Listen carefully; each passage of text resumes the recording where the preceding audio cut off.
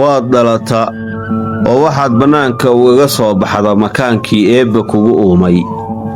geyiga aad ku dhalatay ma ahan sabab bannaan oo cidlo ah, dadka aad ka dhalatayna ma ahan haawey iyo bidood nolosha lagu takooray. aabbaha, awowga iyo 7 fac oo aad u nasab sheegato waxay ahaayeen soocan asal ah iyo cudud sheegtayaal geyiga ka ceelhayn jiray, maalinbaastana loo irkan jiray. amintaad dhalatay oo hooyada lagaa xudumay waxaa ardaaga dibaddiisa gabranaa koox dabley ah oo ay aabbaha isku hayb ahaayeen.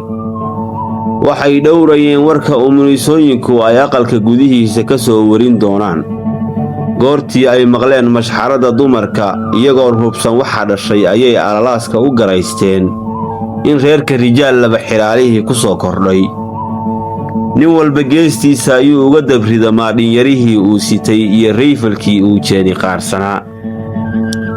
aabbaha waxaa ku weynaan jiray berigii aad sabiga ahayd hadalkii umulisadu habeenkaa ugu sheegtay, waxa kuu dhashay waa nin burji leh oo muuq ahaan humaaggaaga laga soo dhambalay. diryankii rasaasta dhalashadaada loogu dabbaaldegay iyo codkii dhiilada lahaa oo ay fiintu ugu jiibisay ayuu geyrihii cawaysnimo carre eedag u dalfiye.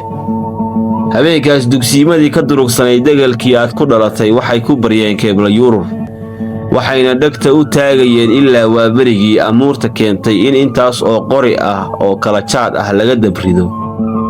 maalin weyntii ayuu geyiga ku fida warka ah in ninkii hebel ahaa oo xalay wiil u dhashay, sidaa darteed dhalashadaadu ma ahayn wax ku ekaa qolqolkii habartaa kugu dihatay iyo degalkii aad ku ababtay dirkaba.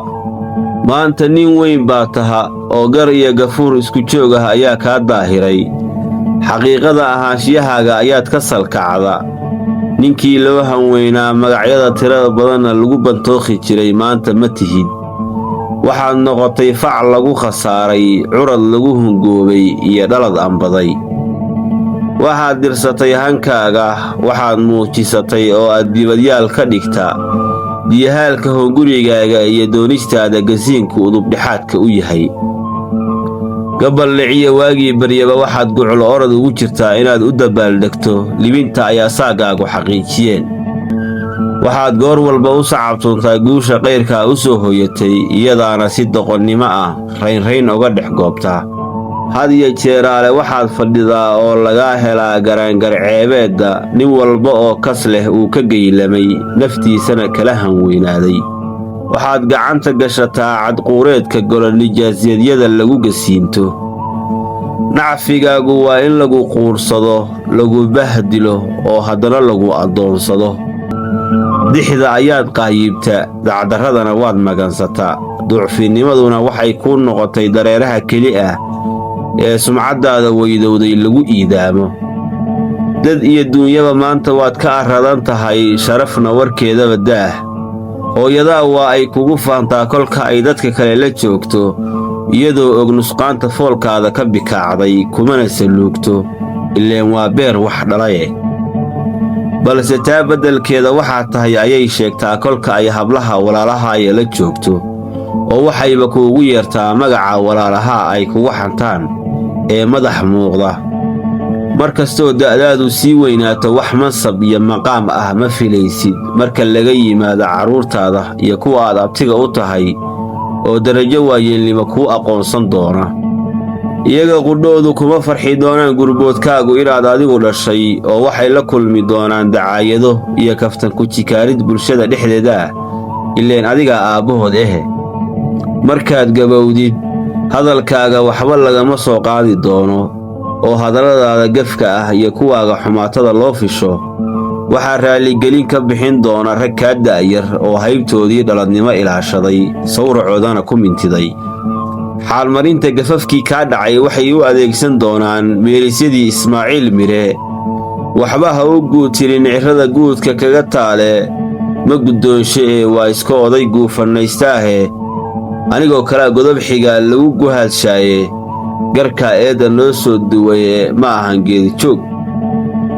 ugu dambayn waad dhiman doontaa oo waxaa la gaari doonaa biyadhaca giraanta noloshaada lagu soo afmeeri doono. warka geeridaada la xiriirana uma baahi doono sida maalintii dhalashadaada oo ahayd aamin farxad lala biirawaaqleeyey dabaaldeggeedana carre edeg laysaga tabiyey.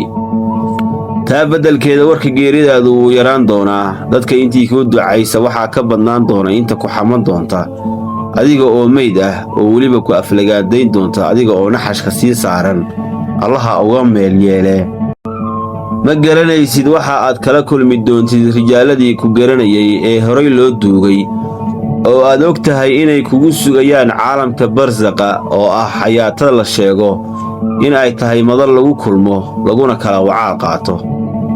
balse waad malayn kartaa in warkaaga xun oo aakhare gaaray oo weliba si ba'an loo tashiilay, liidashadaaduna sidii diga hulaaqaysa ay ugu fiday iilka, loxodka iyo goob kasta oo cid ku garanaysay horay loogu duugay.